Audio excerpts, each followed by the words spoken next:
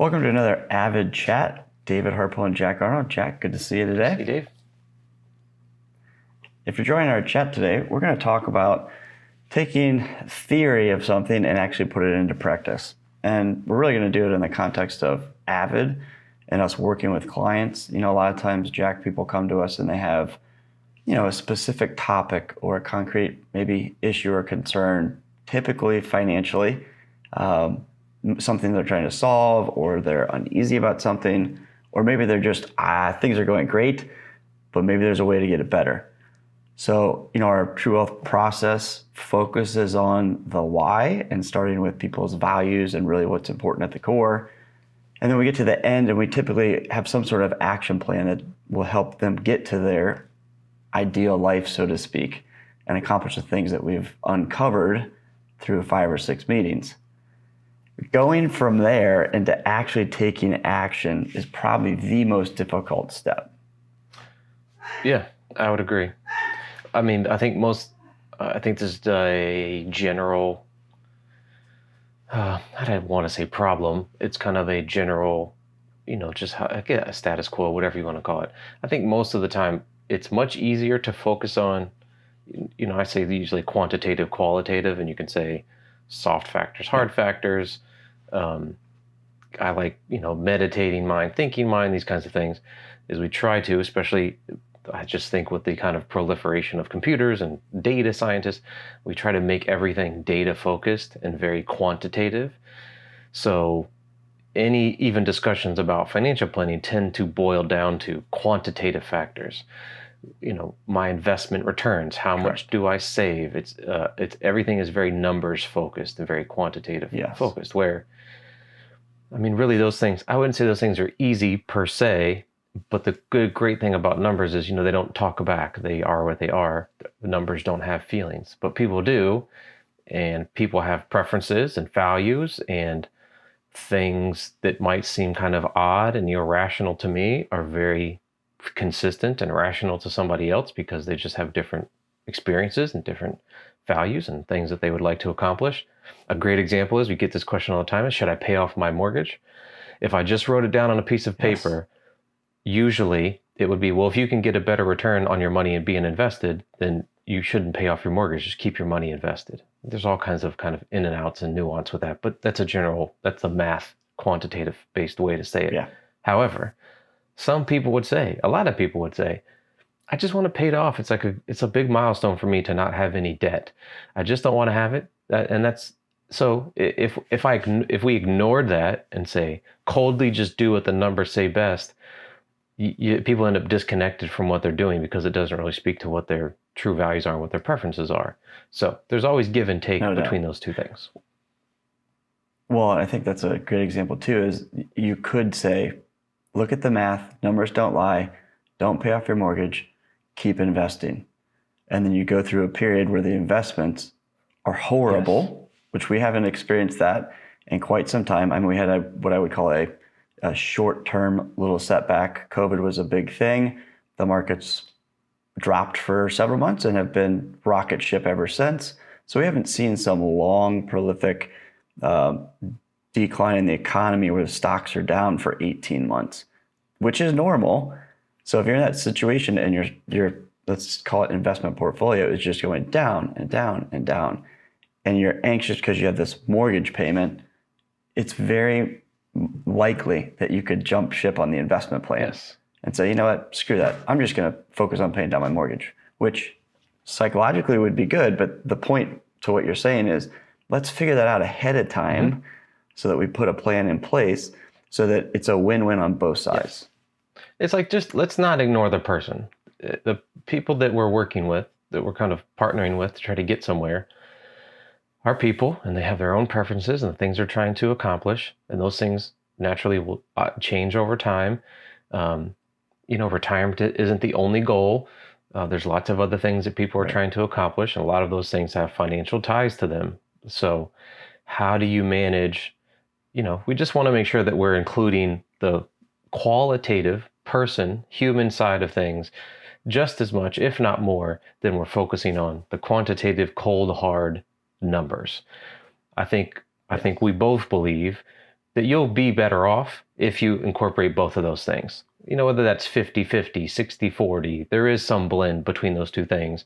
And what we've generally would say is most of the time, the qualitative is ignored. It's minimized 10% or something. It's very, very low. It's minimized. There's not much focus on it. We just kind of take the opposite tact. We should spend more time on it.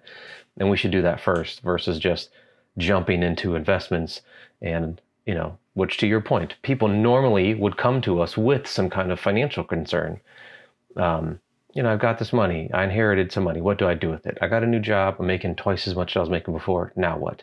I'm doing really well in my career. I make plenty of money. It's not that I don't have enough money. I feel like there's something else I should be doing, but I'm not quite sure what that would be. I want to be smart. I want to do the right thing. And that's how they come to us. And, sometimes there's a little bit of hesitancy to go through like, all right, well, let's talk about you a little bit and what you're trying to accomplish. People think we're just going to hit them with some stock pick or something. And, we're just not going to do that. We're going to really try to focus on the person first. And we do have, we think a somewhat repeatable, effective process to do that. Yeah, no doubt. I mean, it's a real process we've been doing for several years now.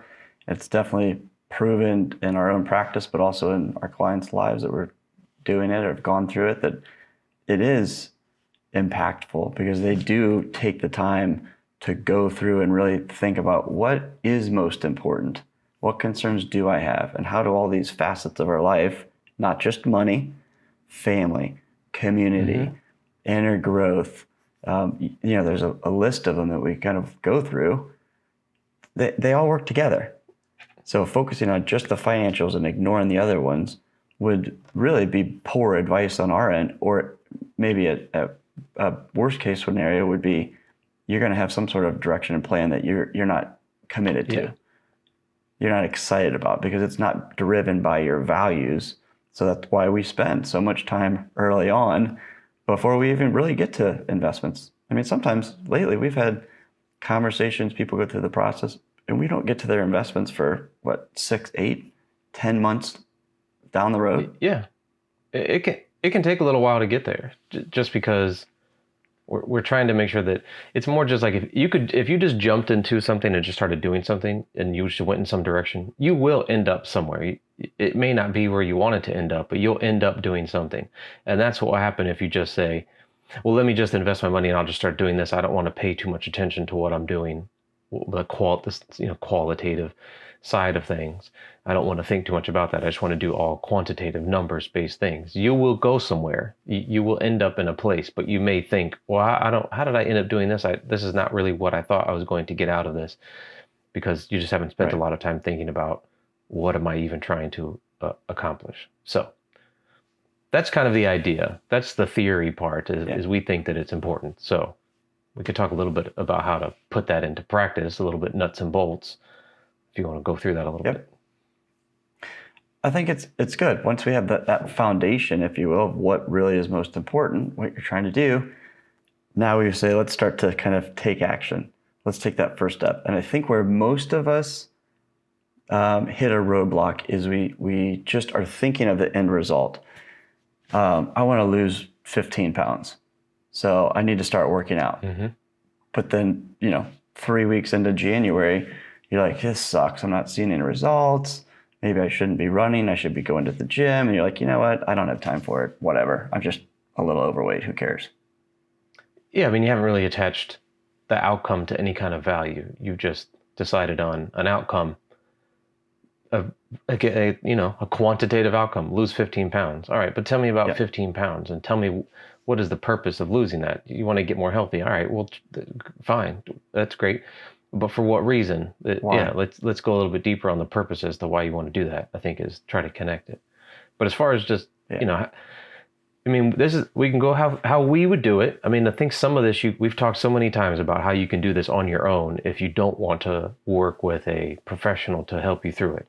Obviously, we're very biased. I think it's good to get an outsider's perspective, whether that's a professional or even just a friend. We've talked about this so many times. Yeah, getting somebody else to run through these, even if you do it with each other. But it's, we do early on, we do 5 meetings in those 5 meetings, we like to do, it's really just you get very broad, and then by about the third meeting you start to narrow down. So we get very broad as to what you're trying to accomplish. We go through some visualization exercises similar to what you're talking about, 15 pounds. Tell me about where you would be. Tell me about if you could make things a 10, if you're living a 10, describe that to me, and what would that look like? And once we get, that's very broad, there's not a lot of detail to that, it's just very broad. This is what I would want things to look like. As long as we can be, that's kind of the creative side to things, is tell me about what it would look like and how you'd be living life. How are you feeling? Tell me about your day. Describe the perfect day if you were doing something. And then once we can get an idea and you can really get a detailed visualization of that, then we start to work down to, all right, well, how do we start to make this happen? We can't just say, I want this to happen, and then wake up every day and think, well, what today? It's more, all right, let's start narrowing down on what's the next step. What's the next best step that we can take to get us to that particular point? Keeping all of these things in mind. So usually by the 5th of the 5, we've come up with, here's what you're trying to accomplish. Here's kind of what you say your values are. Here's the things that you want to work on. Here's the things you think are going pretty well. Here's some next best actions to take. And here's a plan in some sense as to how to start progressing towards what you're doing. Right. And that's we do those over 5 to 7 weeks, kind of depending on people's schedule, but usually we try to do it every week or so. And then after that, we jump into, if people decide, implementation, where we say, all right, here's what we're going to do. And they say, well, I need some help. I need some accountability. What happens if I finish these things in 2 months? Then what? Like, some people want more implementation help, and that's usually almost over like a 12-month period. And that depends how much people want to engage us as far as implementation. How much do you want to talk? You want to talk 3 times over the next 12 months, 6 times, 12 times? How much are you trying to accomplish? And we found that you accomplish a ton. Like, we sometimes will get places and accomplish things that in the past, before we were doing something like this, that would take years to get to. A lot of times we're making progress, and even just those first 5 meetings, getting to know somebody and what they're trying to do. And it's like we've done years worth of work in, a month and a half or so. And even implementation, you get tons of things done. So you're talking 12 months, we're getting so much done in 12 months and making a ton of progress typically. Right. Yeah. And I do think some people, they come out of there and say, okay, I have the framework and the tools and now the know-how to actually take these high-level objective type of things and whittle it all the way down into what's my first step, second step, third step. And I can now do this on my own. AVID, you've been a great help in this and assisting. We're on a good track. I don't need a whole lot else from you at this time. And then other people say, this is fantastic. I want to continue to have you as my, we like to say, a thinking partner. It's really a lot of coaching, accountability, just like you go into the gym. You don't go there because they have weights and machines. Exactly. You go there because you're getting knowledge from somebody. You have accountability. You got to get out of the house. They're going to probably push you a little bit harder than you're going to do yourself. And really, in practice, that's exactly what we're doing with this kind of financial life planning label to it. Yes, great point. Yeah, there's no, I compare this to like going to the gym all the time. Is, having a coach and having some kind of place to go where there's other people that there's a little bit of community, there's a coach. You'll get 10 times farther than if you did it on your own. Not that I would never do anything on my own, but it definitely takes me to another level of things that I just wouldn't do on my own. I push myself more, I'm more consistent, I do things that I wouldn't normally do. I would have a tendency to ignore the things that I don't like and focus on the things that I do like to do.